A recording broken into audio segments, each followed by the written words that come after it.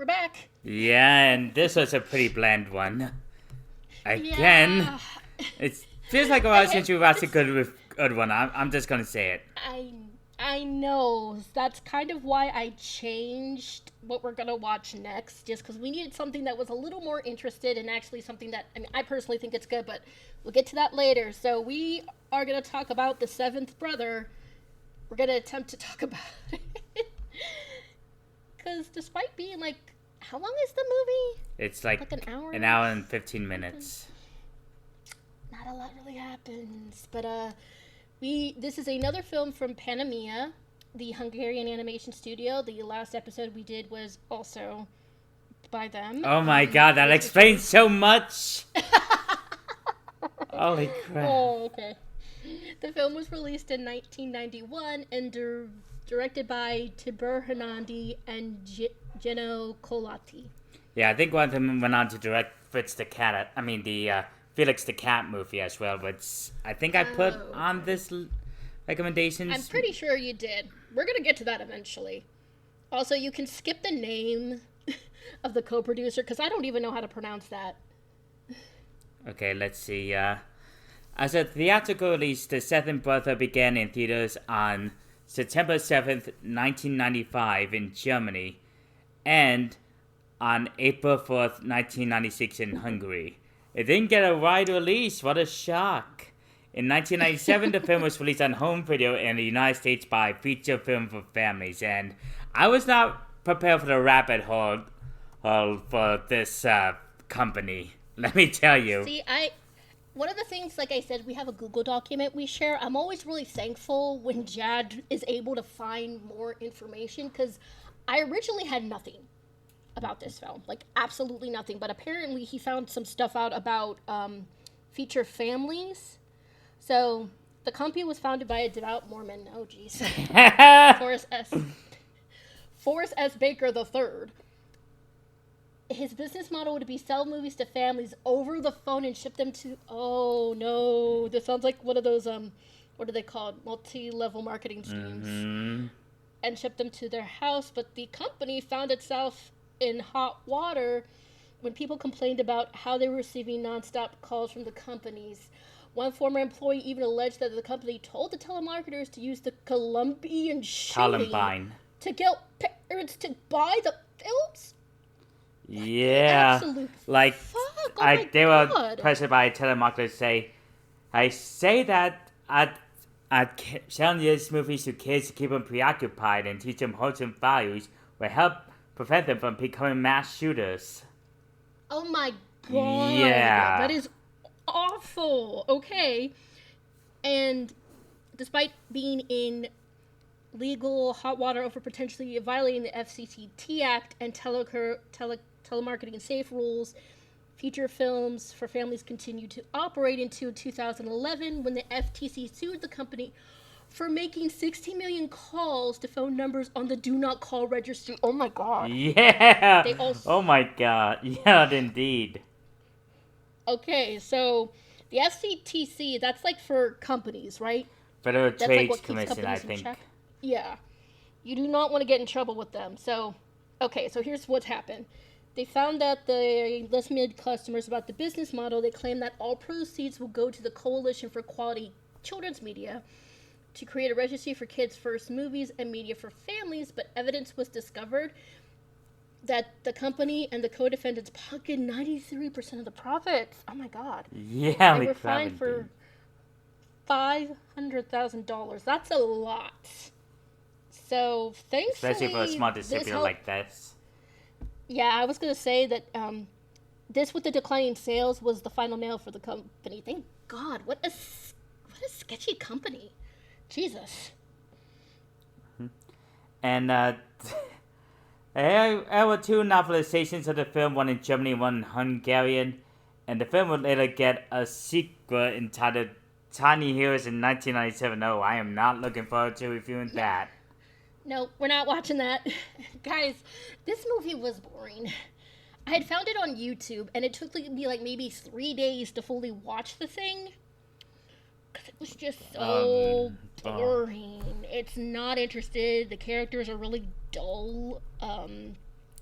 And they just reuse is... a lot of animation. Like, hell, even in the yeah. beginning when we're introduced to the narrator, Dr. Albert E. Owl. And it's weird because they make him the narrator, but he doesn't show up until like the tail end of the film. It's so bizarre. So, also, I'm gonna just start out. This song that they have in the beginning is garbage. I am sorry, but it's just bad. Here's the thing about writing like song lyrics. When you make it too basic, it ends up being really boring. And these are some of the most basic lyrics I think I've ever heard in my life. Yeah, it's very generic. Just like love is good and blah blah. It's just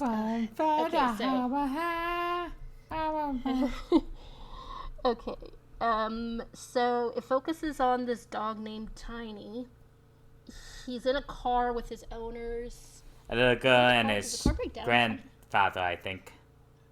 Who look really weird. The animation for the human characters looks bizarre. Like, yeah, it feels like it was trying to be like Disney, but the animals are cartoony, while the humans look more detailed and realistic. Yeah, it's weird. So she tells Tiny to stay under the blanket during the thunderstorm, while she helps her grandfather with the engine. But he notices a frog and he chases after her and falls immediately off a cliff. Like, well, just like that. Oh my god. Well, he's dead. he's not actually dead, but like, you know, it's like we've barely started and this animal's already in peril. And so alright, yeah. They think Chinese still under the blanket because of a lump of air. They don't even check. They just assume. I mean, it kind of makes sense. I would have just assumed that he was under the blanket too. But yeah. So, is this when the bunnies come in? It's the after the storm. Yeah.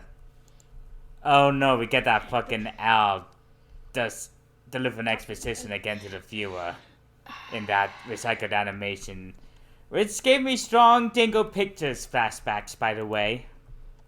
Yeah, they not only do they copy animation, it also feels like at times they reuse audio because the bunnies, so bunnies are skittish creatures. I know this, I had 2 bunnies. If something scares them or spooks them, they'll take off. But God, these bunnies are so fucking skittish. They're constantly saying, run away, and it got so annoying. I wanted to, like, tear my ears out. But these... Also, I just want to say something. I have nothing against child actors, but these bunnies and the voice of Tiny were so bad. Oh, yeah, definitely. Especially, oh, yeah, we'll get to that in a minute, but, the rap bunnies are mixed about what to make of the age of Tiny. Especially since they've never seen a dog before. I guess there's no wolves in this world? No, apparently not. I don't remember seeing any. And apparently they vote on whether or not to be friends with him or something. And then we get this really annoying song where, God, these kids can not sing. I don't want to blame them because, you know, they're not the ones making this choice. It's the people who are like, hey, sing for us. I felt bad for them because it's really bad. They're trying. Bless their hearts, they are trying. Oh, God. Yeah, so it's supposed to be a song introducing who all of them are, and with animation that doesn't really have much to do with anything. And also there's a fatphobic joke with one bunny who just loves sweet food. Literally all he does is eat. And I'm trying to... Sorry, it's just not much has happened in this movie, so I'm having a hard time trying to describe it. Something about... I Jinx citation needed. And you guys can hear us struggling, guys. There's a lot of stuff. then we get another song about monsters in the forest, like. And it doesn't. It's not even a long song. I think the song is less than a minute. Yeah. So you can tell even they were struggling to fill it up, cause none of these songs really advance the plot, and they're very generic. Yeah, this screams like, hey, let's do what Disney does with failing to understand why Disney is popular. When you make a musical, the songs have got to add something. They have to move the story along, reveal something about a character, set something up. But yeah, again, they don't. It seems like they don't know what they're doing. So, they then just like Oh yeah, I just remembered this part, cause mainly because it was on an out of context Twitter account back in the day where one of the bunnies wander into the field where a hawk just chases after them. And oh yeah, its fucking talents even grow out. And the hawk does, when it's got the rabbit pinned down, makes a bunch of creepy faces and noises. Its eyes even go bloodshot at one point, until Tiny starts barking at it. And hang on, do you mind taking if I gotta get some water?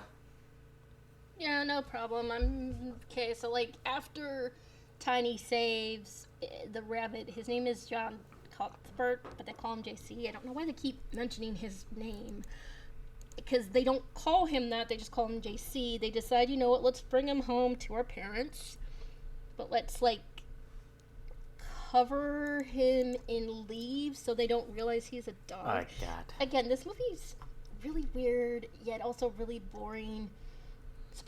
To the surprise of no one, the rabbit parents accept Tiny.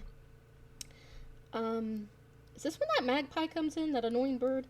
No, it's that fucking now just saying the obvious to us again in the recycled animation. Yeah, he doesn't really need to be in this. But like, and this is when the magpie comes in, who's a gossiping blabbermouth. And yeah, well, like even the animals in the forest don't seem to like her. But she finds out about Tiny. She's freaking out for like no reason, because she's like, oh, it's a dog. But first of all, dogs are they're omnivores. They can eat, yeah. It's not like, and also magpies steal eggs from other birds, which is another thing. Yeah. Reason they don't like so them. I don't understand why she thinks she can talk crap here when she eats other birds' eggs. And she's acting like, she's... And everybody's like, oh my goodness, let's go look and stare at the puppy because we're terrible people. Like, it was so... to me, I was like, y'all are rude, okay? First of all, Tiny hasn't done anything to y'all. Why are you coming to stare at him? But they all, I guess they all accept him. Mm-hmm. And then...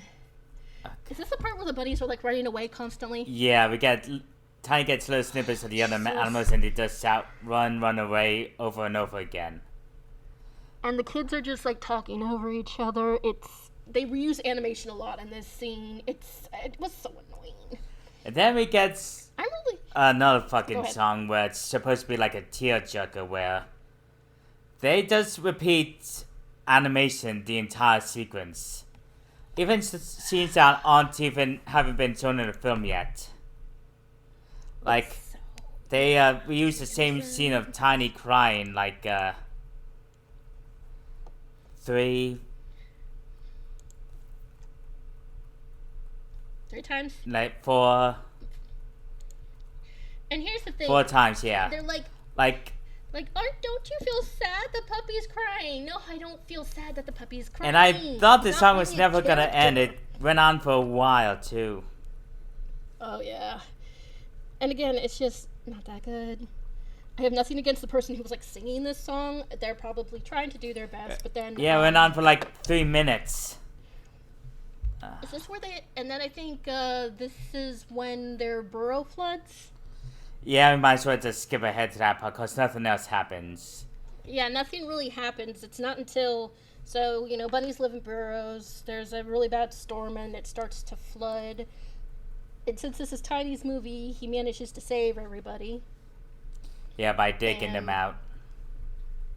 Yeah. And it's like there's not a lot of tension. Because again, all of the characters, like, they just talk so much. They repeat, like, what they're saying and everything. And it just doesn't feel intense. Like the scene from Lion King with the wildebeest stampede. That's intense. Mm-hmm. This is not. And because after that, then, like, we get really, that's like I remember watching this, I'm like, does he not actually get to go home? Well, it turns out that, a dog cannot survive on carrots, which is true. Dogs cannot just survive on vegetables, but I guess there's absolutely no fish in this area or anything, I guess. But it's like winter. The magpie is flying around, and was it an otter or a ferret? Ferret. Yeah, a ferret tries to eat her. And that's when Tiny saves her, and so on and so forth. The owl finally fucking comes back and tells him, oh, there's a house nearby, and it turns out, oh, what a coincidence, it's the owners. And that's the end of the movie. Again, it sounds like we're struggling. This movie was just boring. There was nothing.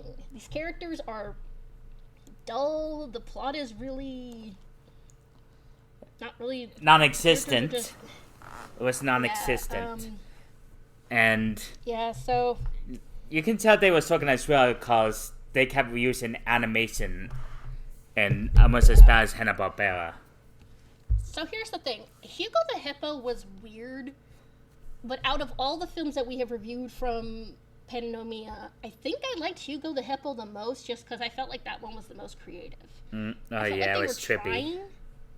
Yeah, but I felt like with these last two, they weren't trying at all. Like out of this one so far is the worst. Even though like Willie the Sparrow was boring, I think this one's the worst. So let's just get into. Oh wait, we gotta rate it. What would you rate it? 1. Yeah, 1. Yeah. So, seeing how we didn't have much to talk about this movie, originally I thought, a lot of news has happened. Maybe I should just put it into the next episode. Yeah. But not much. But seeing how that movie was just bare bones, we just had this focus a lot on the news then. On the news. All right. So does anybody remember Duck Dynasty? Unfortunately, yeah. So unfortunately, Phil Robertson, one of the lead members, has unfortunately died. He let me see. It's not. Oh, he was diagnosed with Alzheimer's disease back in December on an episode of The Unashamed with the Robertson family. And I guess that's maybe why we haven't heard from them. And before you feel bad, he compared homosexuality to bestiality. So yeah. I mean, this one's not exactly a real loss. Okay, but did you add this one or did I? Oh, I added this one. This one was a loss though. Peter Dave. Okay, go ahead. Peter David, comic book writer and creator of who's Spider-Man? The creator of Spider-Man 2099 is dead. Oh man. Yep, the guy who made Miguel O'Hara was Peter David, a acclaimed comic book writer, best known for also working on series such as The Incredible Hulk and X Factor. He also worked on television shows. He worked on the Young Justice show and Ben 10 Alien Force. Mm-hmm. And that sucks. Yeah, definitely. Like when after Across the Spider-Verse came out, people were bringing an uplight of his failing health and struggle to pay for his medical debt. Mm-hmm. And like this guy is responsible for that thirst trap O'Hara in the film. Yeah. And that sucks. So it says he is survived by a wife named Kathleen and his 4 children. Oh. Our hearts go out to them. Man, that freaking sucks. I know, especially since he did a lot of what people said were definitive stories for the Incredible Hulk. Yeah, like when people say this is a definitive story, it's something that they will reference in other superhero media. So, okay. So, warning. We're going to be talking about some really unfortunate stuff in this next story, but we both think it is important to talk about this, just because we are both part of the LGBT community. But if you guys have ever watched King of the Hill, there was a character on there called John Redcorn. He was a Native American man who was having an affair with Peggy. Well, his No, it was Nancy. Nancy, you're right, my bad. Nancy, Dale's wife. And Dale had no idea at all. Even when his son was born, he didn't question anything. But Jonathan Ross, the actor who voiced him, he was killed on Sunday, June 1st in San Antonio. Now, so we're a little behind, but originally the cops were not going to look into this as a hate crime. However, due to pressure from, like, everybody, they are. But yeah, a man started yelling violent homophobic slurs. He raised a gun and fired. He was on a walk with his husband. Oh my god. Thankfully, they did catch him. The guy who shot him, Sigfredo Celja Alvarez, and he has been charged. But this has been very upsetting for, like, everybody. He was also on an episode of Parks and Rec. I know, I can't remember his name. Nick Offerman made, like, a really touching statement about his, death. And it's, like, everyone's been very upset about this just because of what it was. It's a hate crime. There's no getting around this. This was a hate crime. And it is vile and disgusting, and it is very upsetting that this is still happening in modern times. Mm-hmm. My heart goes out to his husband, and I really hope that, the man who shot him rots in the pits of hell for the rest of his life. Same I'm not gonna sugarcoat it. All right. Oh, this one I haven't heard about. Yeah, I think I found this on Reddit. Billy Joel cancels all concerts after brain disorder diagnosis. Oh, God. I didn't know he was still touring, actually.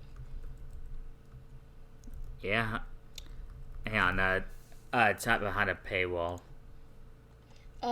You want me to read it? Yeah. Because it's not behind a paywall. Okay. So, unfortunately, he's had to cancel his shows because it turns out he has normal pressure hydrophysalis. So, it says, this condition has been exacerbated by recent concert performances leading to problems with hearing, vision, and balance. He's, like, really upset that he has to cancel these, like, performances, but his brain needs to be relaxed. And according to the article, the disorder is where excess cerebrospinal fluid accumulates in your brain's ventricles. So I'm not a doctor. Apparently, it can it can affect problems with your thinking and reasoning, walking, and even make you lose bladder control. Okay, Billy can rest for as long as he Definitely. needs to. Guys, don't pressure him, okay? He's doing his best. But also, like, whenever fluid is in a place it's not supposed to be in your body, that's usually a bad sign. Mm-hmm. Because if it doesn't, like, have anywhere to go, it builds up, which is also bad. So, yeah, Billy, just take a break. We're good. And this I'm not too happy about. Lilo and Stitch, the remake, I should specify, broke records at the Memorial Day box office weekend. You want to skip this one? Yeah! Okay, so you got this one. Okay. An entire Kanye West album was just leaked. Oh! Dude, okay, so Kanye West has been having such shitty years. I mean, it's kind of really all his fault. So, oh God, listen to some of these titles. Diddy Free. Oh, Dirty Magazines. Free My Kids. Free My Kids. What the... Jesus Christ, on a cracker. Cosby? Oh, dear Lord. What are the songs that's called Gas Chambers? Oh, my God. Oh, I almost regret. Okay. You want to go back to talk about Lilo and Stitch? Let's go to the next one. Let's just skip this one. Okay, yeah. Okay, we have good news. We have better news. Megan Thee Stallion releases a new line of bikinis and swimwear. And damn! They're also like plus size friendly. If you're a little bit bigger, the sizes go up to I think double XL. There are also one-piece suits. The purpleness almost kind of reminds me of Starfire in a way. Also helps that some of them are wearing pink as almost... No, wait, Starfire was redhead. What am I saying? Yeah, but it does actually kind of remind me a little Yeah, of okay, Starfire. this one model reminds me of Starfire. Yeah. The one with the long hair? Yeah, the one with the longer hair holding up the bottle, I think. That's Megan. Oh, damn! Oh, and You know, she actually cosplayed as Starfire once. I'll show that to you. But yeah, I tried to buy one.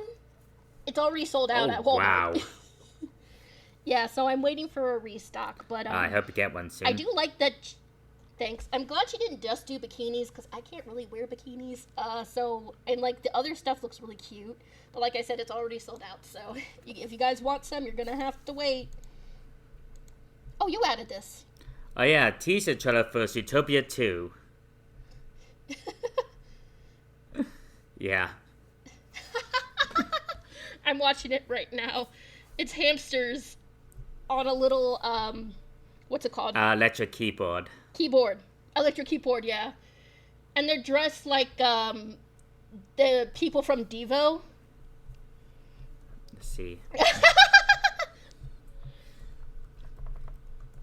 Yeah, like... Interesting. Like, in this film, there are new districts added to Zootopia. One based on the swamplands, and I think another Arctic... No, wait, there was an Arctic one in the last film. Oh, the mountains. This looks really interesting. Okay.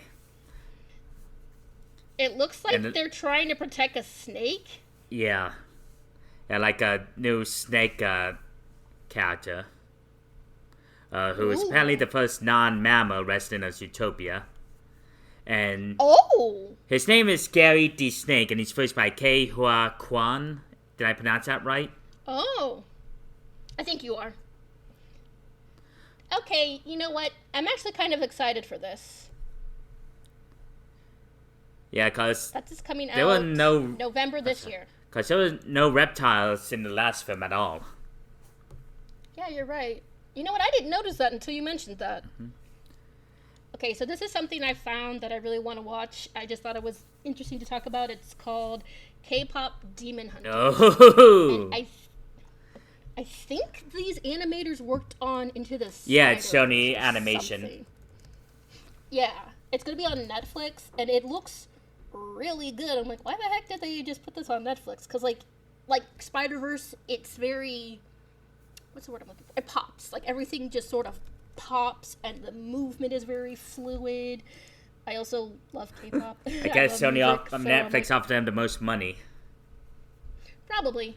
Oh, Daniel Day Kim is going to be in this. I love him. So, yeah, it's about these girls who are K-pop stars, but they're also demon hunters. Well, in order to fight them, the demons come up with a brilliant plan. They make a rival boy band of demons. And here's the thing. When I saw that, I'm like, well... Nope, that's how you do it, because, dude, everybody loves pretty boys, okay? That's just I absolutely love the character expressions they do on the three girls. Oh, yeah, they're very expressive. Yeah! Pushing it. I love it when they do that. Yeah, so this is my first time seeing the trailer. I wanted to have my first impressions on this. No, it's totally fine.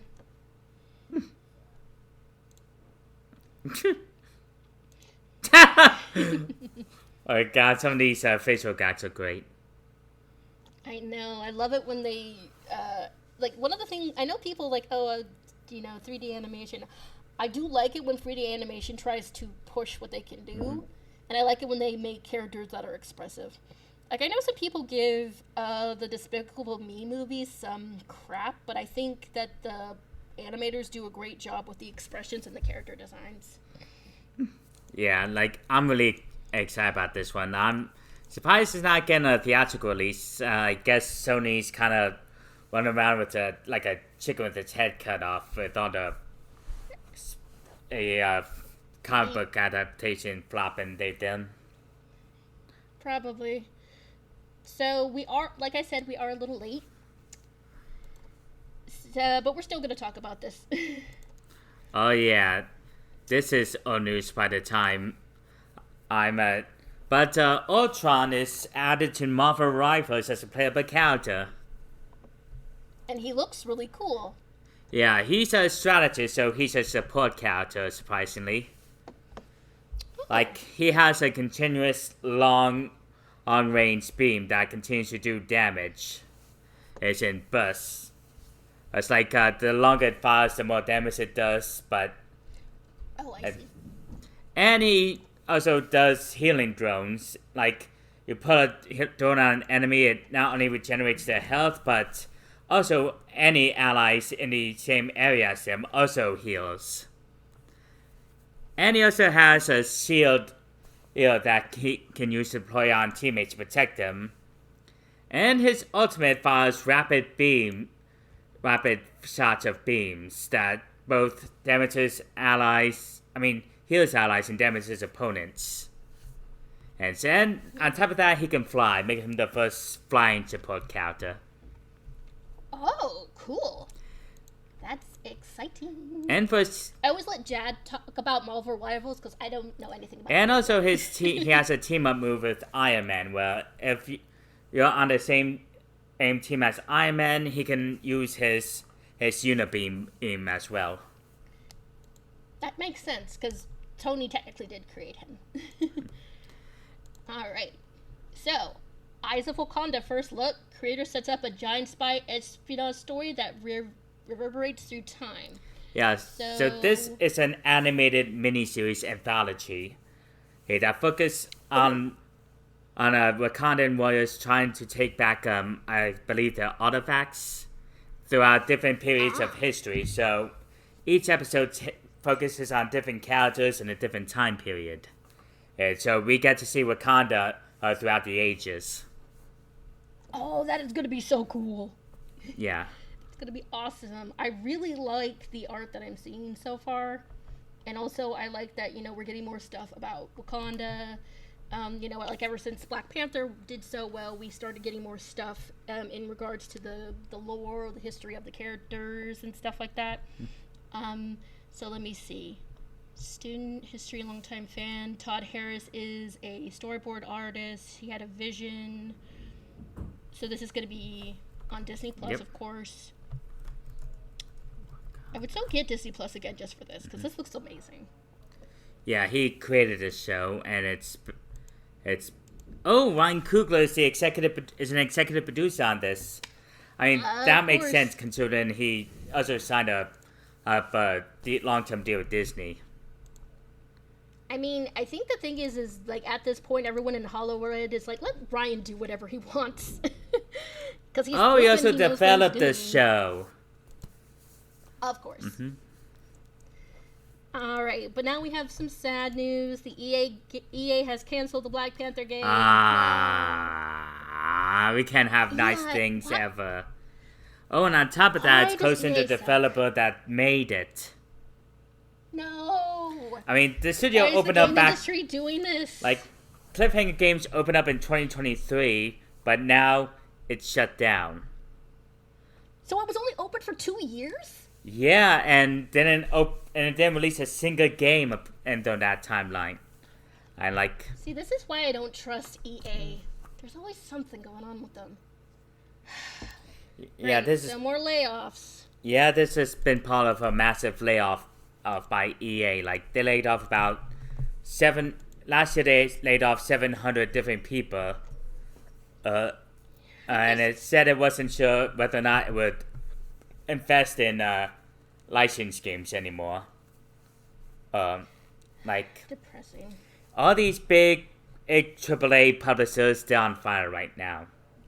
They think that being as big as possible is the way to go, and all these live service crowds, but they don't understand budget management. It's why you're starting to see another boom in indie games where the smaller developers are focusing more on on gameplay and mechanics rather than size and scope.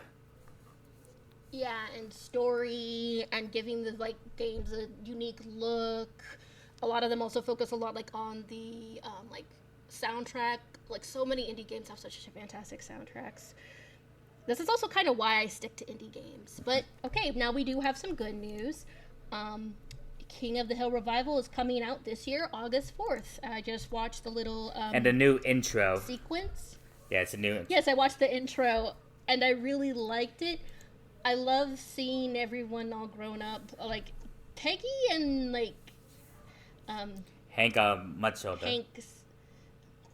They still like kind of look the same, but like they've got some wrinkles. Hank's hair is gray, and Bobby looks so grown up. Oh yeah, he's in his 20s now. Yeah, I know, but I kind of think he looks a lot more like his dad than his mom. Is that just me? I think he takes after Hank a bit more than he takes after his mom. Yeah, like, and he's still voiced by Pamela Adlon, who voices him in the original show. Thank God.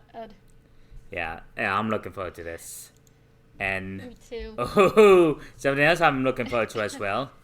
First look at Chaplin, live action One Piece. So, our friend John, he loves One Piece. One Piece is his jam to end all jams. And when they released Chopper, he was like, oh my gosh, look at him. Oh my gosh, he looks perfect. Yeah, like, they start off with him fully hiding behind a pillar, which is...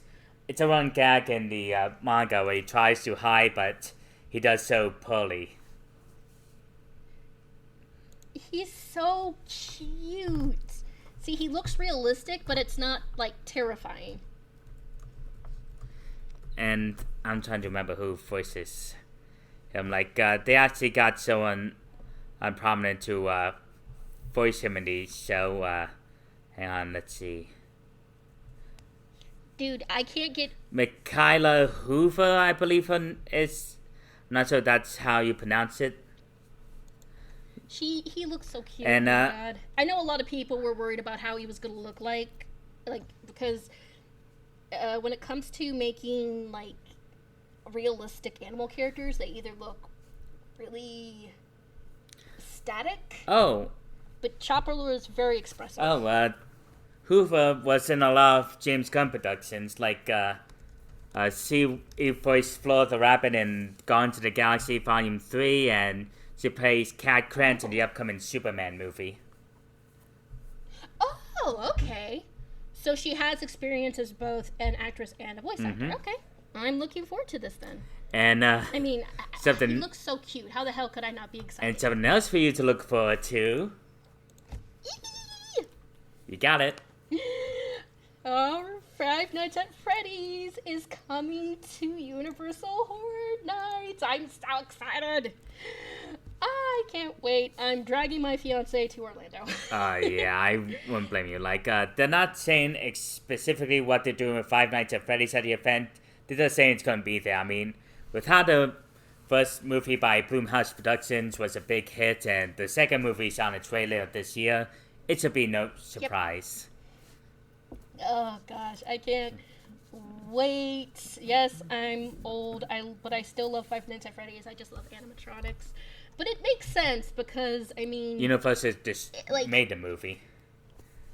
Well, yeah, but also their horror nights are, like, legendary. Like, when people go to, like, a theme park for Halloween, they usually want to go to... Universal because they can actually do the horror stuff. But, like, yeah, this is going to be so exciting. We have a lot of good stuff coming out soon. Definitely. And, yeah, one day I really want to do that. Go to that event for Halloween. Oh, that would be so And much fun. something I'm looking forward to. Trailer for Guillermo del Toro's Frankenstein. Which is just right up his alley. Oh yeah, this was a dream movie he wanted to do for years. Oh yeah. So, we got Oscar Isaac as Victor Dr. Frankenstein, yes. And it takes place in like a very snowy tundra, which makes it look different and like helps it stand out from other adaptations, as to say. This one's gonna be good. I just know it's gonna be good. I mean, it's Guillermo del Toro. He has a solid track record. Yeah, I'm really looking forward to that one then. Oh, this one's all you. Like, Eve. Hang on, I'm watching it still. Oh, sorry. Ooh. I wanted to save it for this. Aw. Dun, dun, dun. Yep, this is gonna be good. It's just everything about it. I'm also surprised this didn't get a release. Like a theatrical Well, that's release. because Guillermo del Toro signed an exclusivity deal with Netflix after the success of Pinocchio. Oh. Yeah, that won the Oscar. Yeah, and after that, Netflix was like, hey, you want to make more movies for us? You know what? He might be doing that probably because they let him have more Oh, yeah, creative definitely. which makes sense to me. And, because he's a person who I can see he doesn't like being told what he can and can't yeah, do. and fun fact, he was actually approached by Universal years ago to make a Frankenstein movie, but when they said that they also want him to work on a new cinematic universe focused on the monsters, he said no. He said no. Yeah, and he said in hindsight he kind of regrets that deal. But, oh, here's some I haven't seen yet. Oh, okay, so I think you, me, and all of our friends are really excited for this.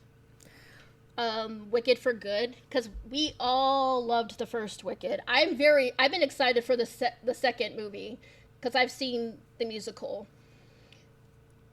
But, yeah, I just think, yeah, everyone's so excited to see all the characters again. I don't know why it took them so long to release this trailer. Oh. She looks so badass. My little girl, Alpha, she's all grown up. I thought it was really smart for them to do Act 1 and Act 2 into their own separate movies. Oh, yeah. Because also, there's a lot in the second act that I'm kind of hoping they'll, maybe develop a little bit more. Mm-hmm. I'm not going to give spoilers, of course, but I'm hoping, like, I think it was good to do 2 parts because they can give development where it's needed. Oh, that wedding dress is beautiful. Now it's skyward, a distant wood can say. I managed to convince my mom to go to the movies to see the first one, and she actually hates going out to the movies, if you can believe it. Really? Yeah, she doesn't like sitting in place that long, I guess.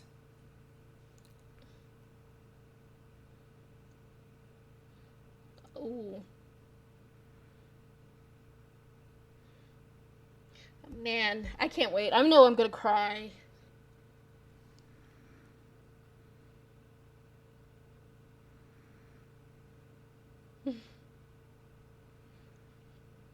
Oh, this is gonna be so good. It's gonna be so gay. Yes. You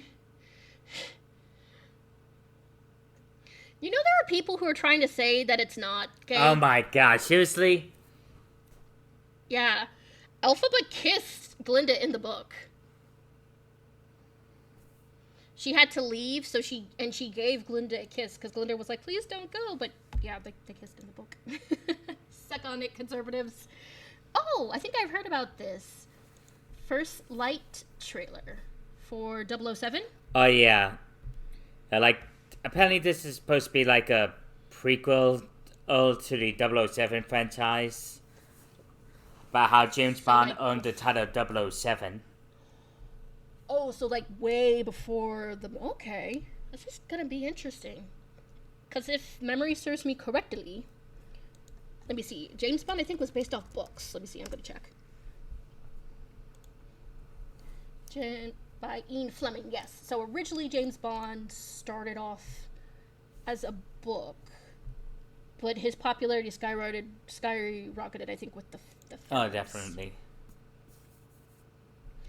I'm do like 007. I know not all of them are good, but sometimes it's like you might be in the mood for a very serious spy film, or you might be in for something campy. And that's one of the things about James Bond is you can have both if you want. Yeah, it looks like this is going to be a stealth action game. Which... Oh, I'm not good at stealth. Yeah. Yeah, like, I don't think there's been much of the 007 games that had stealth elements. Like, most have been shooter or action-based. Yeah, but also, it's been a while since we've had a James Bond game, hasn't it? Yeah. It's also tough to live up to the standards that the GoldenEye game by Rare did back in the 90s. Yeah.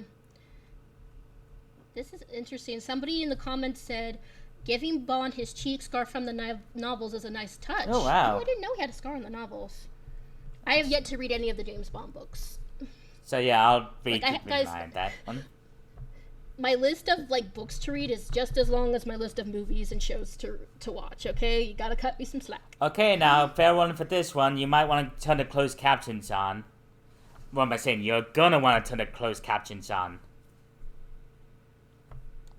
Marvel Token fighting shows announced. Ooh, okay. Now this is developed by Arc System Works, the developer behind the Guilty Gear, Blaze Blue fighting games, as well as Dragon Ball Fighter Z.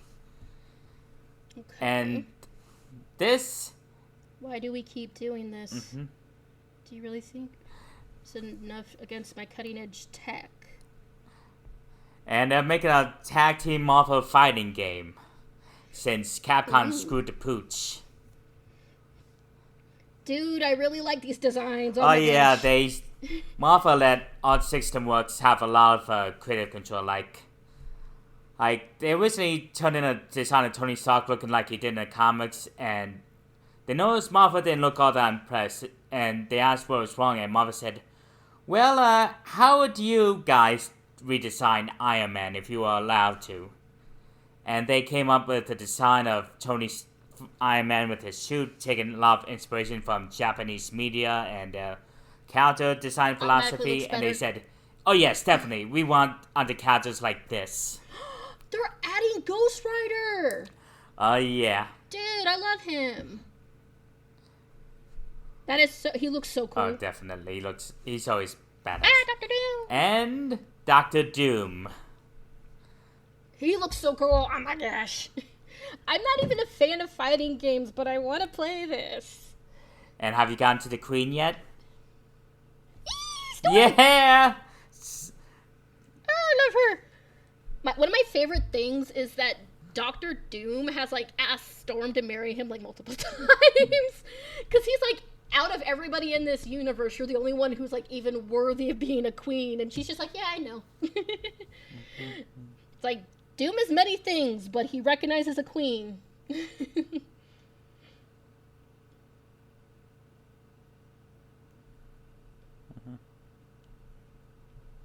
I'm loving this. This is going to be awesome. I know, it's going to be released exclusively on the PS5 and PC. Okay, so I was about to say I don't have a PS5. Yeah, because thank God. PlayStation managed to help make this happen. They reached out to Arc System Works, asking them to be interested in working on a Marvel fighter. Wait, dude. Oh, dude, I haven't heard about this. We're getting a new Silent Hill game. Silent Hill F. Dude, it's been forever since we've gotten a Silent Hill game.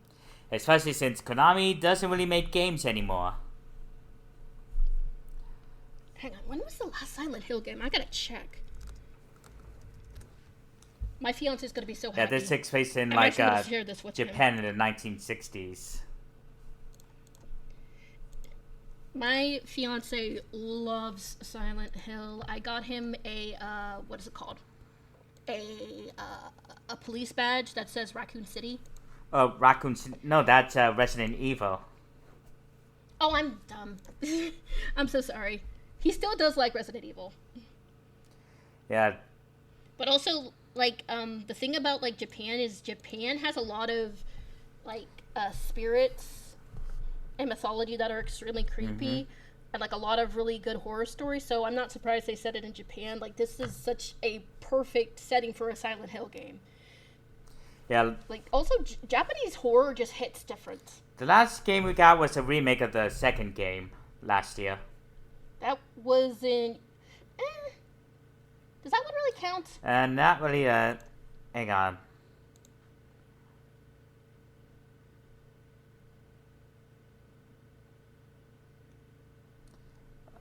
I think the last, like, original one was PT, but didn't that one not get released? Nope, it was cancelled. Like, Yeah. So it's been, like, about 11 years? Like, it was supposed to be the first collaboration between Hideo Kojima and Guillermo del Toro.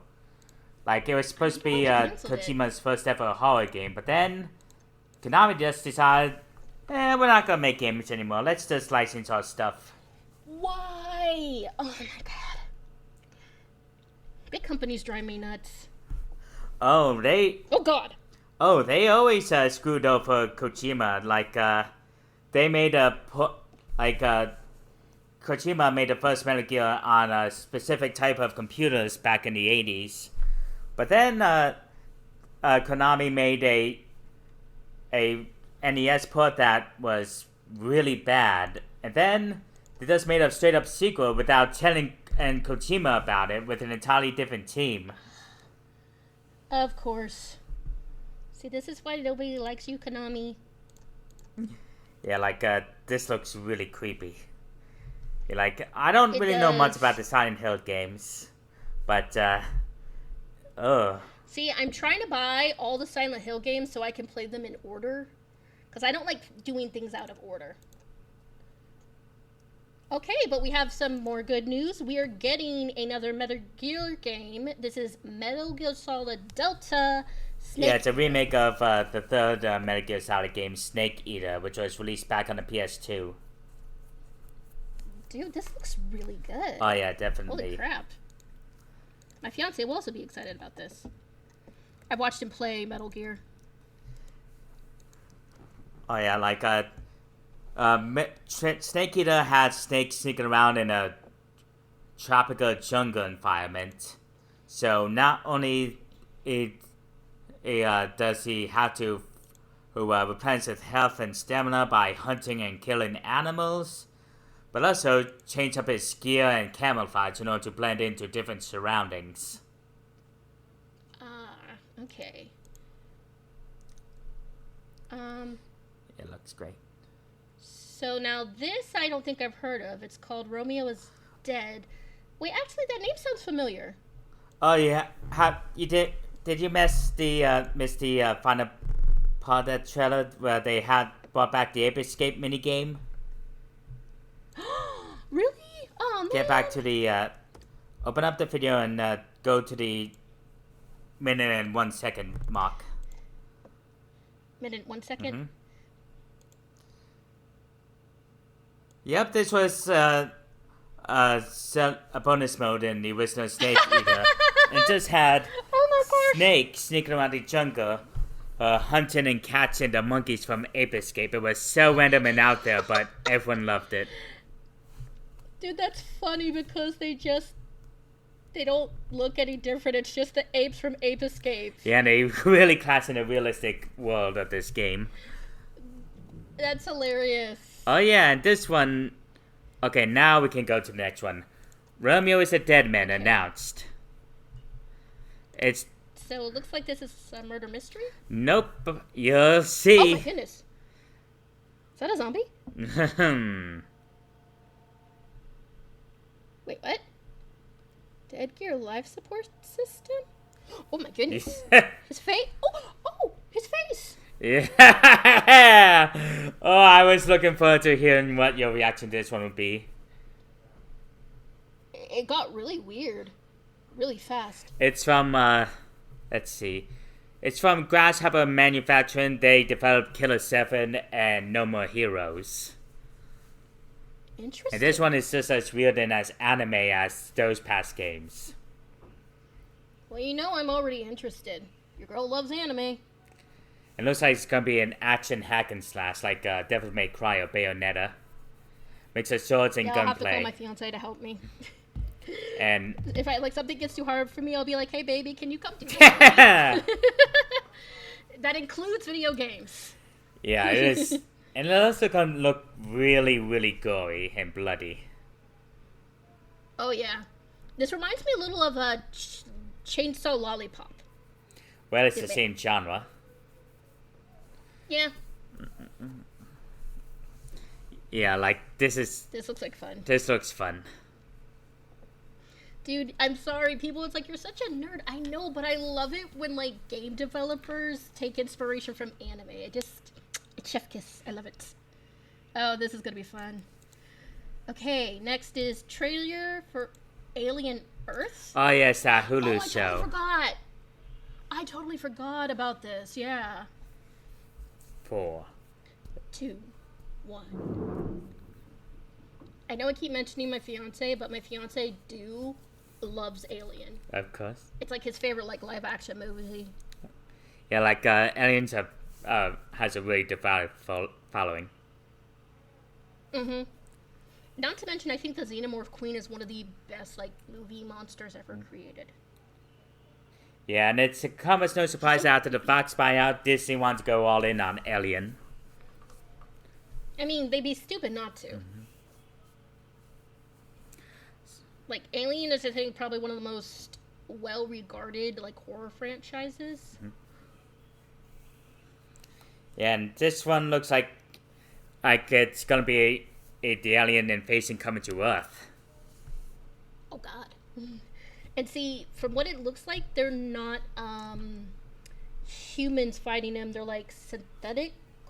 Like, they're humans put into specialized bodies. Like androids.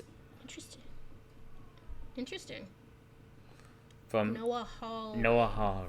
Hawley? Let me look up that name. Noah Hawley. What else did you do, Mr. Hawley? And of course, Ridley Scott is the executive producer. Oh, he created the Fargo TV show and Legion. The what? The TV adaptation of of Fargo. He made that. Oh, okay.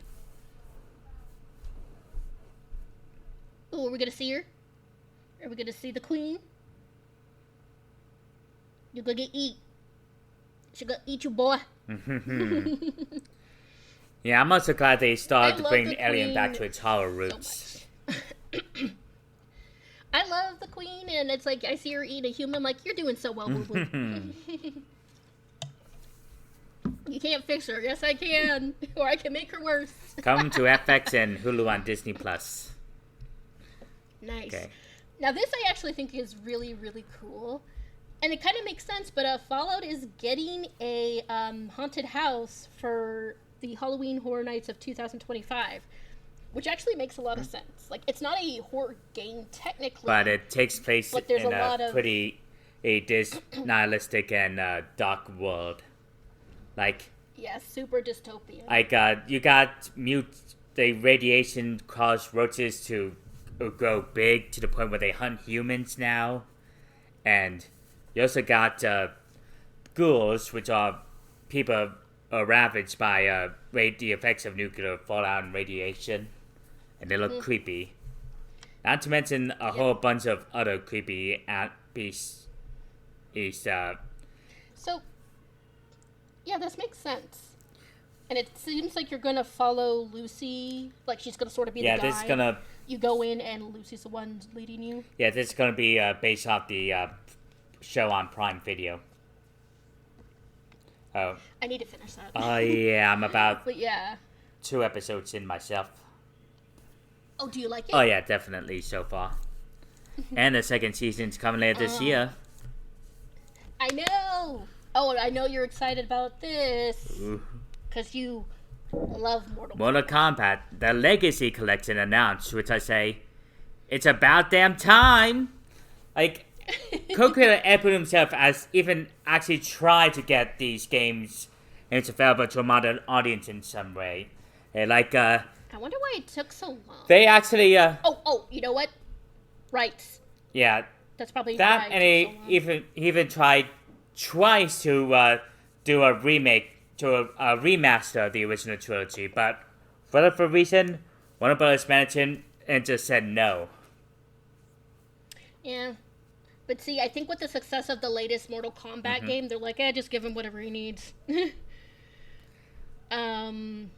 See, I'm not even, like, into Mortal Kombat, but the thing is Jad sort of made me, like, a fan just because he loves it so much.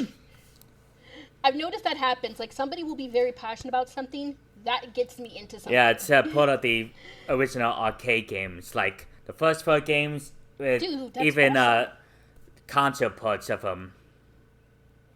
That is so cool. And a bunch of behind-the-scenes look and footage of them. Like, they showed off the actors performing and for the original sprite capture and video recordings.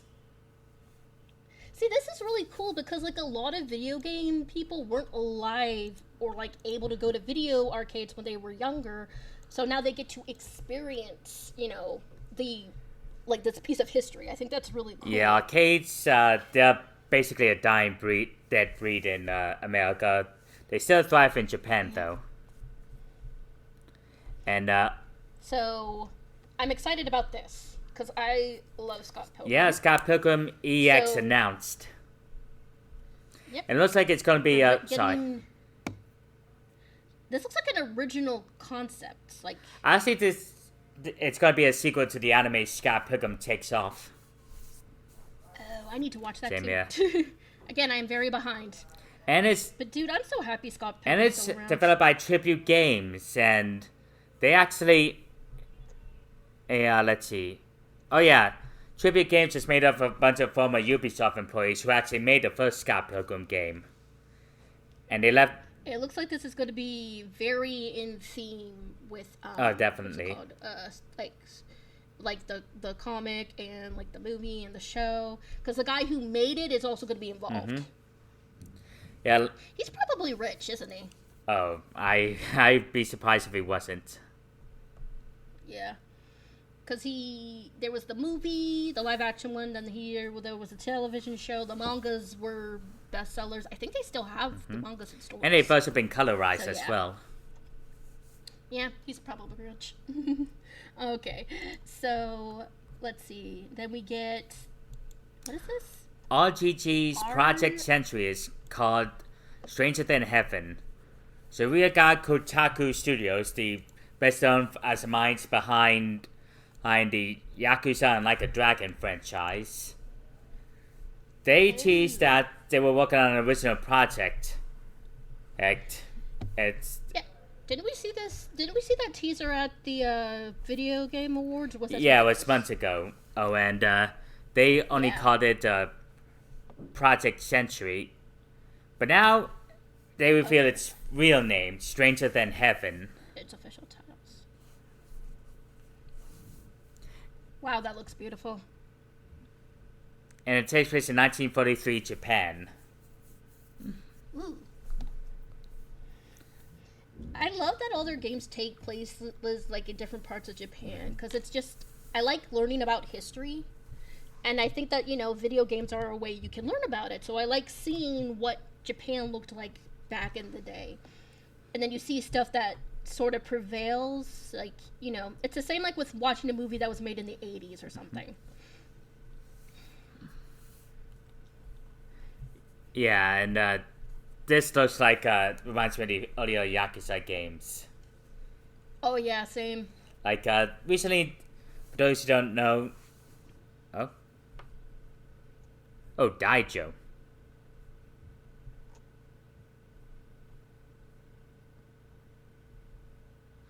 Oh, it's gonna be about the origins of the Omni Alliance, which is the Dude. Yakuza family and group that Go Majima is from. That's awesome. Oh yeah. Well, we're gonna play that. Oh hell yeah! I know John is. Oh yeah, John is gonna be so all over this. And okay. oh yeah, this one. Oh yeah, we also saw a trailer for this too. Sonic Racing Crossroads gets released on September 23rd. The next Sonic Racing Start game. your engines.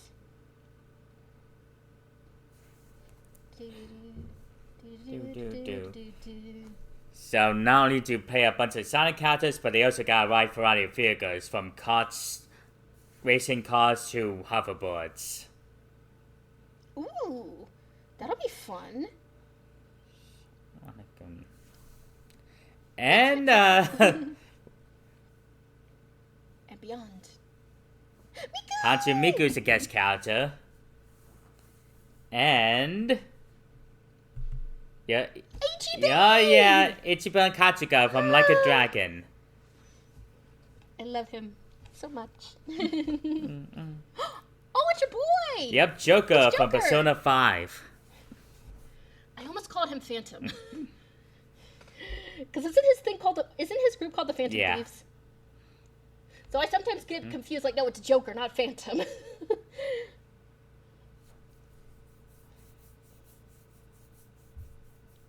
This looks cool. And they also got one more surprise character.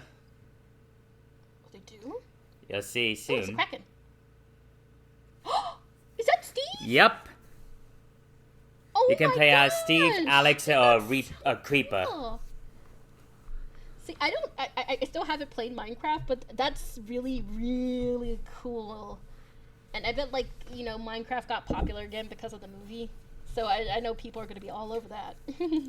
And, this one had me, John, and Rich freaking out. Oh my Resident Evil Requiem, aka Resident Evil 9, is announced. Okay, my fiance will be happy about this too. He will be. Yeah, they didn't, when they showed this off, they didn't say what the title was. It led to a lot of people guessing, trying to figure out, what the hell is this game? See, the thing is unless you're showing like a specific character, I don't think you can tell if it's a Resident Evil game. Mm-hmm. Or if they like showed the Umbrella Corp symbol. Mm-hmm. So it's like, yeah, I could see how people would be like, what the heck is this? Because Resident Evil is not like a stylized Oh, thing. No. Like, looks realistic and detailed. That's fine. Yeah, that's totally fine.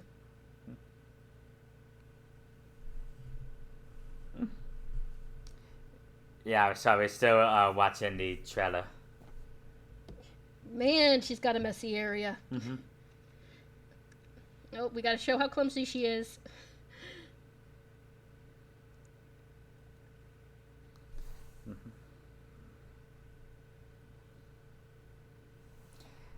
So, this is one because it seems to be investigative journalist. For the FBI, it seems.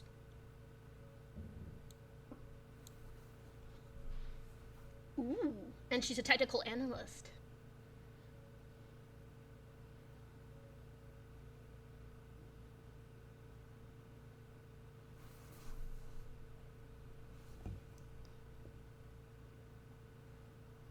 The what hotel? Oh, I had to look.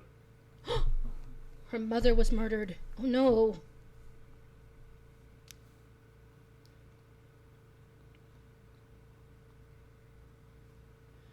Dude, that's not how it works. She needs to go to therapy.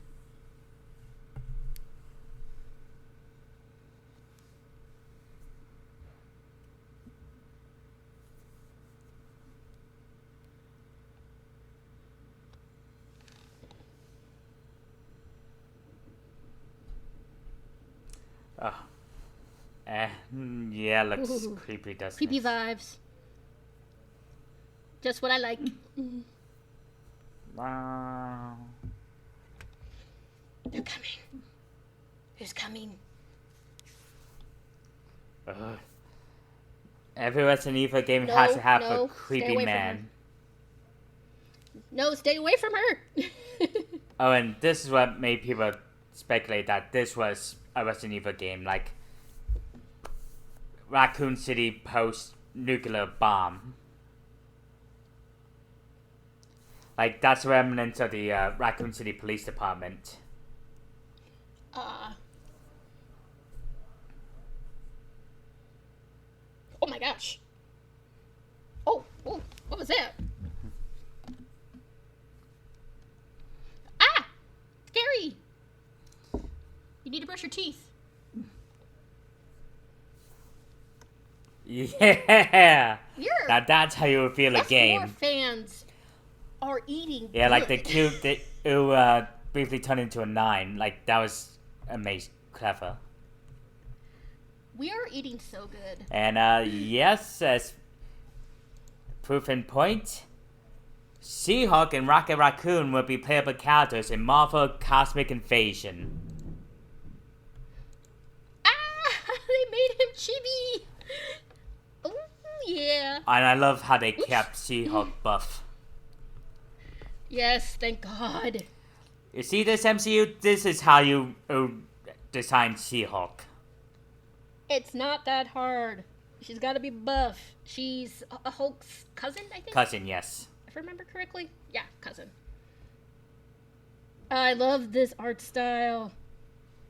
And I love how they gave, like, Rocket a gun that's, like, bigger than he is.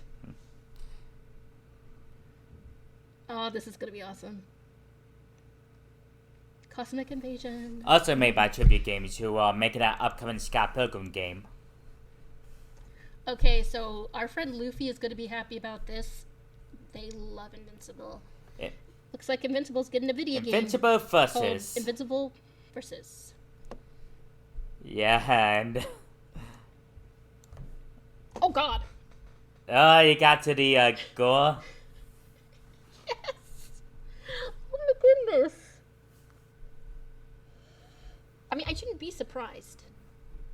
And apparently this was made by people who worked on the 2013 revival of Killer Instinct, which was another fighting game. Oh, it's the aliens. I forget what they're called. The Gilgamesh, I think. Is that what they're called? I've only watched one episode of Invincible. I've considered giving it another chance thanks to Luffy. It's not that I hate gore, I just sometimes get kind of bored of it when it's constant.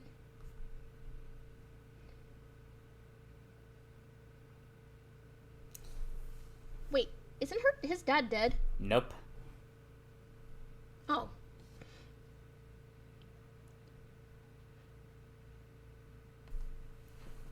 It's Adam Eve. Mm-hmm.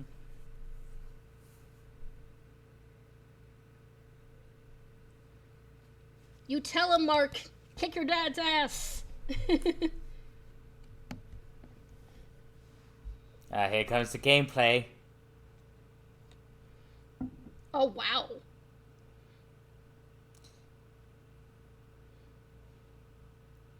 Yeah, it's a fast-paced fighting game with a lot of blood and gore.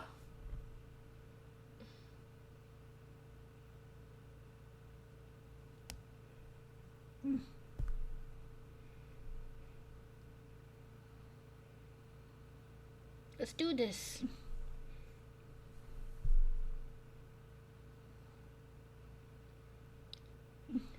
Wow. This looks really good, actually. Yeah, it's a tag team 3 Again, versus I'm 3 not- fighting game. Like, again, I said I'm not really, like, fighting game person, but this actually looks really good. Mm-hmm.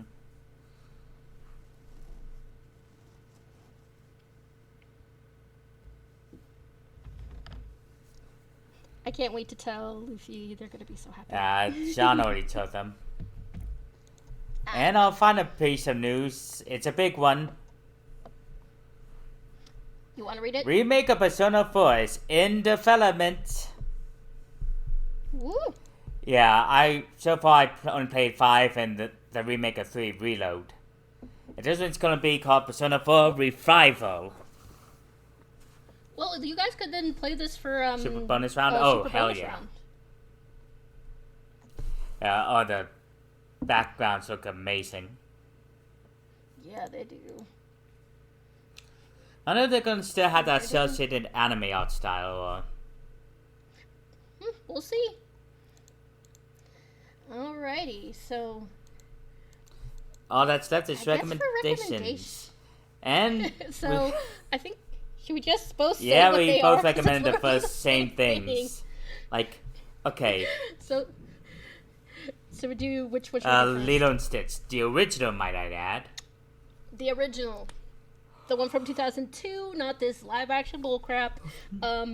We recently watched it with our friends because John said, hey, why don't we watch the original animated version instead of, going to see the live action version? And I forgot. I knew the film was good, but I hadn't seen it in a while. Mm-hmm. Guys, the original Lilo and Stitch is so good. It's just so good. Well, definitely. And let's see what else. Like, what can we say about Yeah, that hasn't already been said. Like, it was Chris Sanders' it helped launch Chris Sanders and Dean Dubois, both of which gone on to make amazing movies. And it's so not like a traditional Disney film. It's so different, but it's still just so good, and the characters are so like full of life and stuff. Lilo is my daughter. Oh yeah, like you can't beat the classics.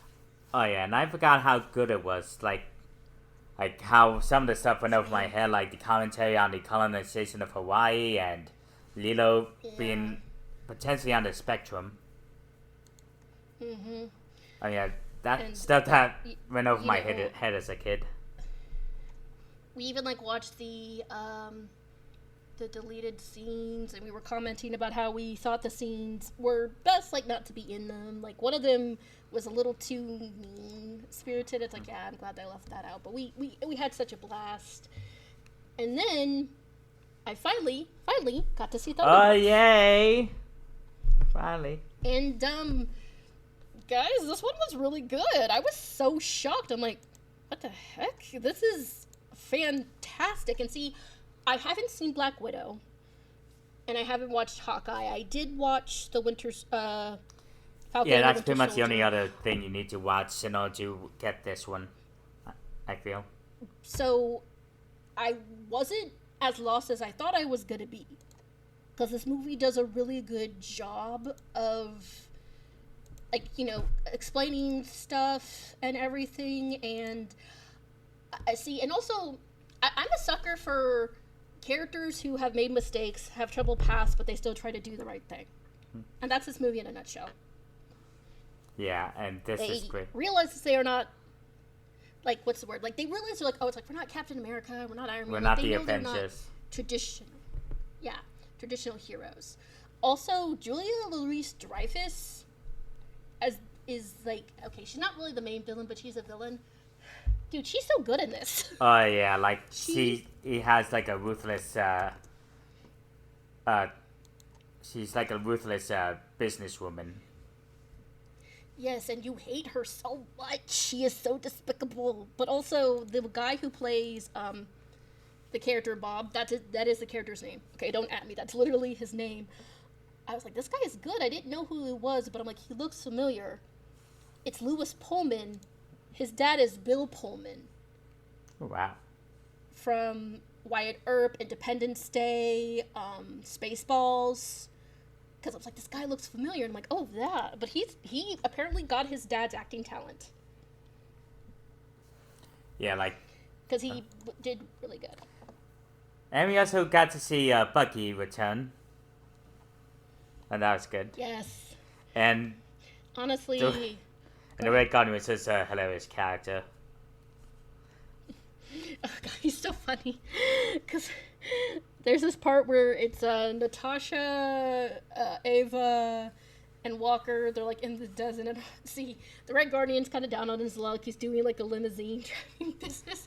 He somehow finds Elena out in this desert. Yeah, he was the Red Guardian. He was a former soldier for the Soviet Union who made their own super soldier serum.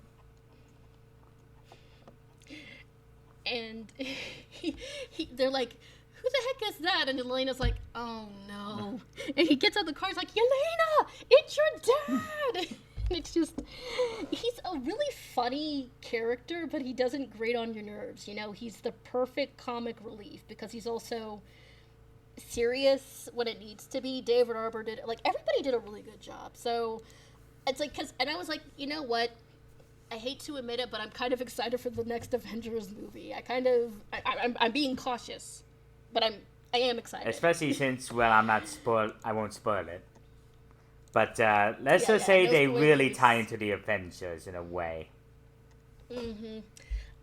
I don't know. I think it's also because this is one of the few Marvel movies where the villain was also really good. I don't want to spoil the villain because it's really good. So yeah, and I think the movie's still in theaters. I'm pretty sure, as of now. So we've had sort of a string of really boring stuff. This is going to be anything but boring. I watched this movie a lot as a child. I had it on VHS. Oh, you did? Yeah, I had it on video too. Oh. So, well, this is going to be interesting. We're returning to our childhood with Little Nemo Adventures in Slumberland. Oh, yay. We'll see you guys next time. Goodbye. Bye.